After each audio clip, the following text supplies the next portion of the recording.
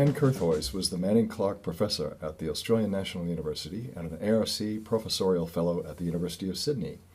She's a Fellow at the Academy of Social Sciences of Australia and the Australian Academy of the Humanities.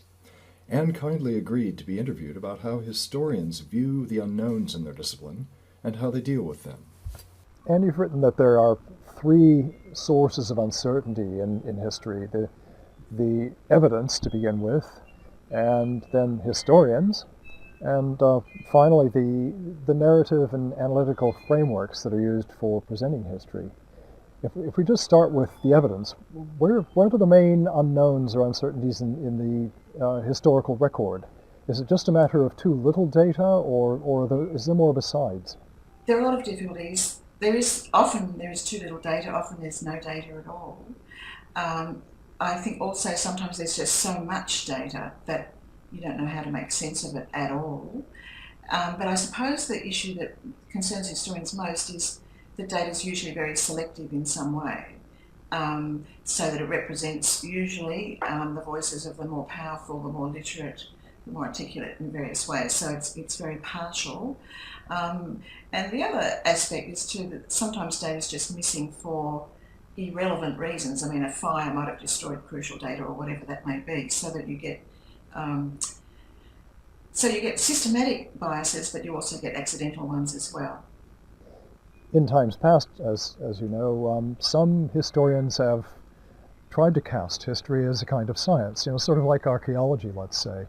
Is that position still held to be tenable, or has it been abandoned entirely? Are there still people pursuing a kind of a science version of history? I think there are very few people who would now say history is a science, but I think there are quite a lot who would say historians can be objective. I think that's where the argument really is now. I think the questioning of it as a science has been fairly complete, and that people acknowledge history as a different kind of discipline, a different kind of intellectual enterprise, with its own rules and its protocols and its ways of doing things. So it's not made up. It has ways of going about trying to find out what happened, but I don't think normally that would be called scientific. I think there's disagreement now about the idea of whether historians can be objective. So that many historians would say you can't fully, that you're always part of the society you live in. You have certain kind of frameworks of understanding, certain kinds of positions in the world, certain kinds of present-day concerns. I think there are still some who would say you can be reasonably objective, at least, that you can put aside your prejudices and your assumptions, and you can look at the historical record in a fairly objective way. I think the other thing to say, though, is that I think these debates were very intense about 10 years ago, and they seem to have died off a bit, as debates do. And so the disagreements, you get much less of the anxious discussion about the question of historians and objectivity today than you would have had, I think, 10 years ago, when it was a very sort of lively issue. Right, okay, so if we're inevitably bound to our society, our culture, and our time, and therefore the prejudices and preferences that we've been socialized into, and all of that sort of thing, is it possible for historians to become enough self-aware that they identify those prejudices, at least they know what they are? Or is that ideal also unattainable? I think you can be aware of your prejudices, but not completely, no.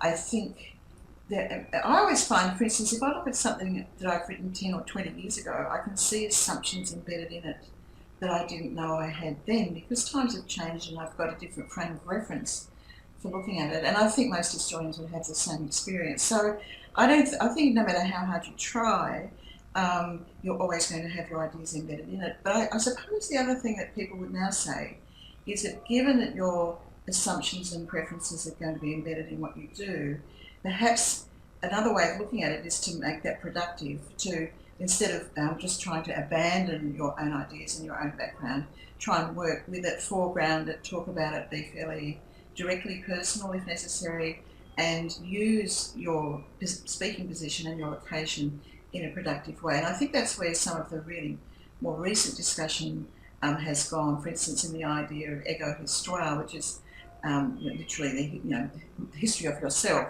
and that's the idea of using your own experience of historical events to pursue an understanding of them more closely. Obviously, that only applies to recent history, but so I think that's where some of the debate is now of being aware of where your speaking position and trying to use it productively rather than ignoring it or pretending it isn't there.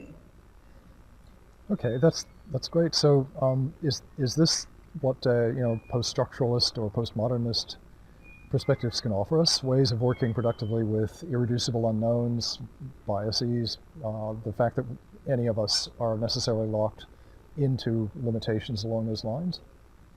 I think it does come from a post-structuralist impetus, but I don't think people who say that now would be, in very formal or strict terms, post-structuralist. That is to say, the post-structuralist kind of point about speaking position and the creation of texts and the importance of language and narrative and all those things is now, I think, sort of fairly well accepted, and so people accept that without going into a full kind of post-structuralist position. Okay, and of course, you and John Docker came out a while ago with a book about history as fiction. Can you tell me something about what the main theme of that is? Is it that history necessarily involves creating fiction of some kind? Is that always inadvertent, or can historians, let's say, be deliberate about that? Well, I think this is where there's a lot of debate continues at the moment, the relationship between history and fiction. I think our contribution was partly to look at how the issue has been debated over quite a long, century is a long debate about the relationship between history and fiction, and about history as a literary kind of form as well. And to say that the arguments about truth and fiction and objectivity and all of those are very long debates, and that the more recent debates, which particularly did involve post-structuralism, are kind of a recent version of a longer debate. But I think where some of the argument is now is, well, what does that lead to in terms of how we should write history? That is to say, to what extent are we aware of if we're aware of the literary nature of history, how does that affect the kind of history we write? And one of the important figures in this debate was Hayden White, who an American sort of historical philosopher, I suppose you'd call him.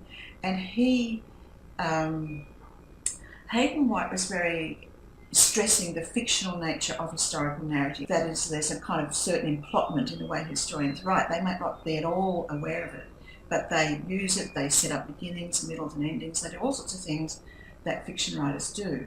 And I think that in Is History Fiction, John Docker and I were, in a sense, aligning ourselves with that position, although we were also saying that the kind of literary foundations of some of that argument we might do differently.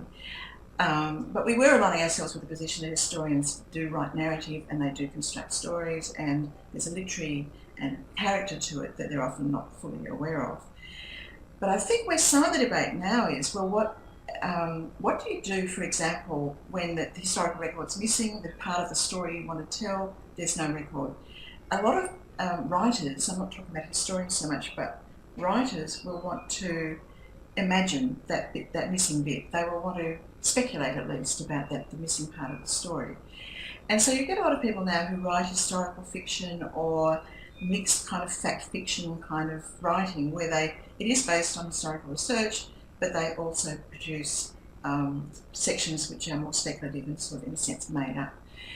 My position, though, even though I'm very interested in the position of, I do see that history is a kind of a narrative form and has a lot in common with fiction, but I, at the same time, would make a very strong demarcation in that one sense between history and fiction, in that I think you've got to be very clear with your readers, with your audience, about what you're doing.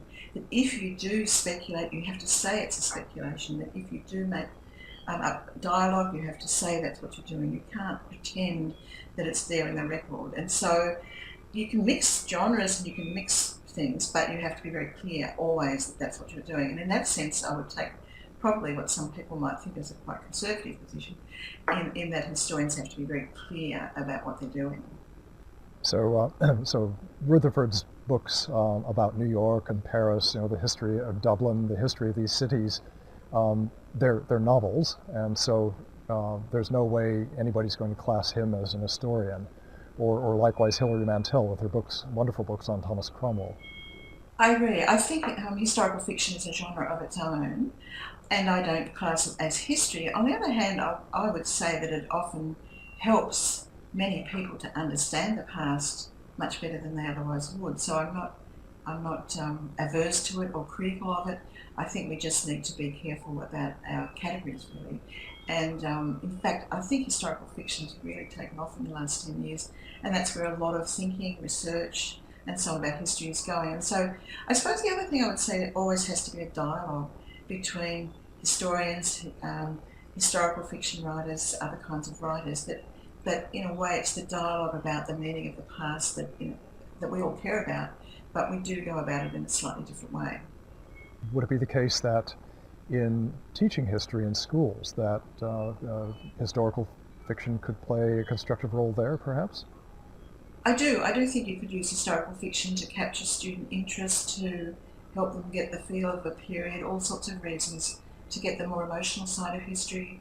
But I think, as a history teacher in school, I'll be very, very clear that this is historical fiction, and that we should be careful in how we see it in terms of taking it all as literally true.